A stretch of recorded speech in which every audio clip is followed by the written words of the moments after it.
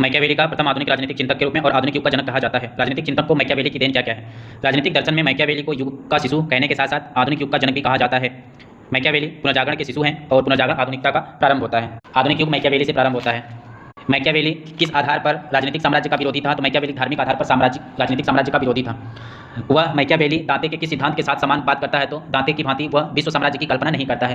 दांते भी विश्व साम्राज्य की कल्पना नहीं करता है और मैकियावेली भी विश्व साम्राज्य का कल्पना नहीं करता है। मैकियावेली किस राज्य को मानव मस्तिष्क की सर्वोत्तम अभिव्यक्ति मानता है? तो राष्ट्रीय राज्य को ही मानव मस्तिष्क और सर्वोत्तम अभिव्यक्ति मानता है।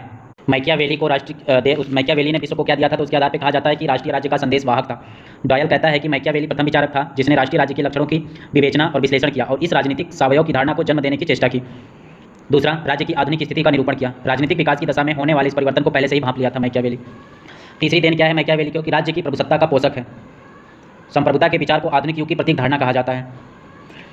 कहा जाता है कि मैकियावेली भले ही संप्रभुता शब्द का प्रयोग न किया हो, लेकिन उसने व्यवहार में राज्य की संप्रभुता को पूर्ण अर्थ प्रदान किया है। यानी मैकियावेली ने राज्य की संप्रभुता को पूर्ण अर्थ प्रदान किस रूप में किया है? तो व्यवहार रूप में किया है, सिद्धांत रूप में नहीं किया है, क्योंकि मैकियावेली संप्रभुता शब्द का प्रयोग नहीं करता है।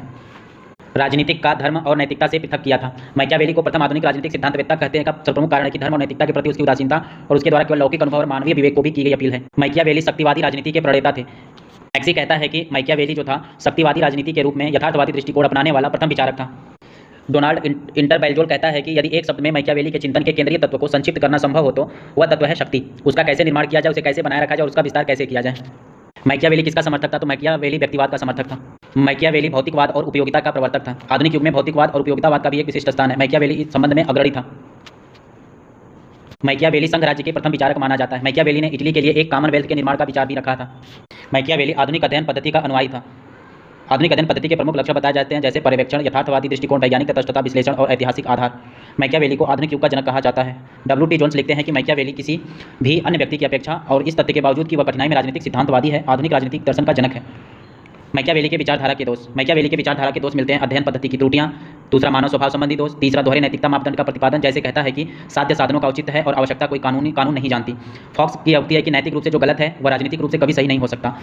चौथा, राष्ट्रीयता, संप्रभुता और विधि संबंधी विचारों में अस्पष्टता है। वह राष्ट्रीय राष्ट्र की कोई परिभाषा नहीं देता, संप्रभुता की भी कोई स्पष्ट व्याख्या नहीं करता, उसका विधियों का विवेचन भी सीमित है, वह केवल नागरिक विधि को ही महत्व देता है। ईश्वरीय प्राकृतिक विधियों का उसकी दृष्टि में कोई मूल्य नहीं है। पांचवां, आदर्शवादिता का नितांत अभाव दिखता है मैकियावेली के। छठा, राजनीतिक शास्त्र मूल प्रश्नों की उपेक्षा करता है।